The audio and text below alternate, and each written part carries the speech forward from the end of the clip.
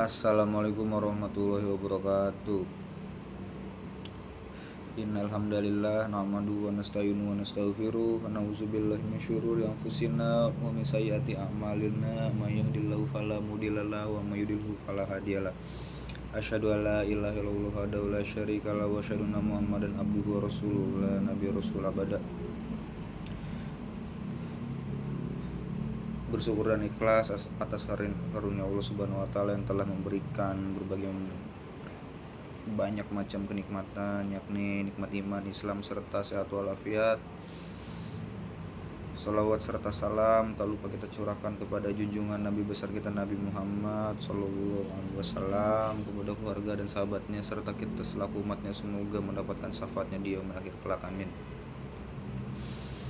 Yang terhormat dosen pengampu hukum acara Pengadilan Agama Ibu Fitrotus Saada.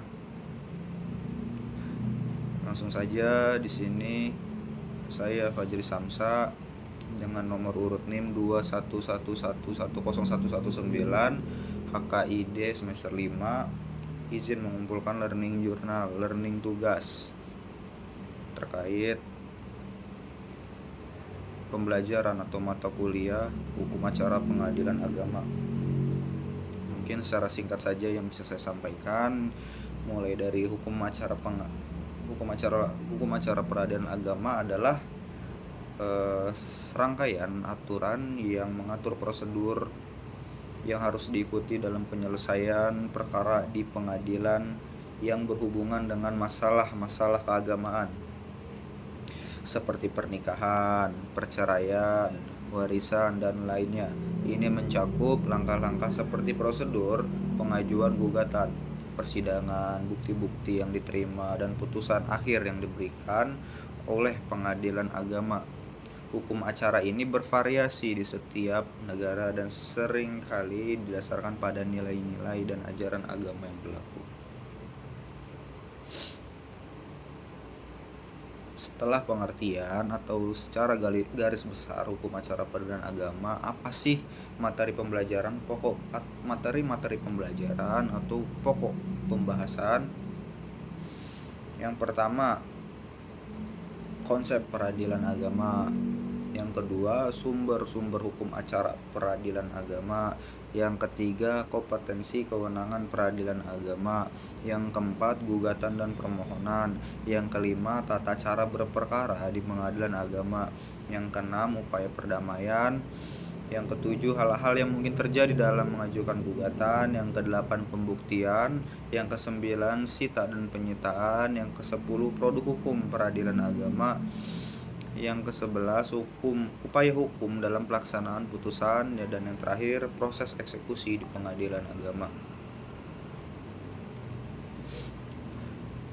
Sumber-sumber hukum acara peradilan agama dapat berasal dari beberapa sumber, tergantung pada sistem hukum yang berlaku di suatu negara. Beberapa sumbernya meliputi kitab suci atau hadis seperti Al-Quran bagi pengadilan agama Islam, Injil bagi pengadilan Kristen, atau kitab suci lainnya yang menjadi pedoman hukum bagi komunitas agama tertentu. Akan tetapi pengadilan agama ini khususnya yaitu sumber yang pertama adalah Al-Quran dan hadis sunnah.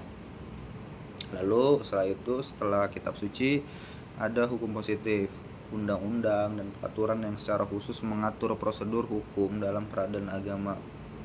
Ini bisa berupa undang-undang yang dibuat oleh lembaga legislatif atau peraturan yang ditetapkan oleh otoritas hukum.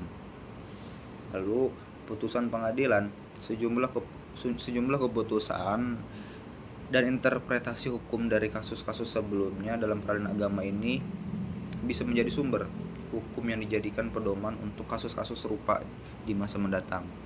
Setelah itu, ketentuan adat. Di beberapa negara, asas-asas adat atau kebiasaan yang berkaitan dengan agama dapat menjadi pertimbangan dalam proses hukum acara peradilan agama. Yang terakhir, doktrin hukum. Pemikiran atau interpretasi dari para cendekiawan agama atau hukum yang diakui sebagai pandangan atau pedoman dalam menafsirkan hukum agama. Lanjut, apa saja yang menjadi kewenangan peradilan agama? pasal 49 sampai dengan 53 Undang-Undang Nomor 7 Tahun 1989, pengadilan agama bertugas dan berwenang memeriksa, memutuskan dan menyelesaikan perkara di tingkat pertama antara orang-orang yang beragama Islam di bidang perkawinan, kewarisan, wasiat, dan hibah yang dilakukan berdasarkan hukum Islam serta wakaf dan lain-lain. Lanjut tahapan proses berperkara di pengadilan agama, yaitu apabila seseorang yang ingin berperkara, penggugat, datang ke pengadilan agama, setelah itu membuat surat gugatan. Nanti dalam mungkin sekalian saja nanti kan ada materi tentang tentang surat gugatan. Jadi di dalam surat gugatan itu terdapat identitas, posita, dan petitum. Nah, setelah membuat surat gugatan kita serahkan, lalu nanti ada pemanggilan oleh jurusita sekurang-kurangnya itu 3 hari sebelum persidangan sudah tersampaikan kepada penggugat atau pemohon atau tergugat atau termohon. Jadi setelah pembuatan surat gugatan nanti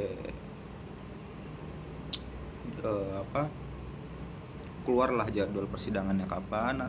Nanti dari tim jurusita atau jurusita pengganti akan memanggil sekurang-kurangnya 3 hari, H-3 persidangan itu sudah diberikan surat dengan patut dan resmi. Apabila tidak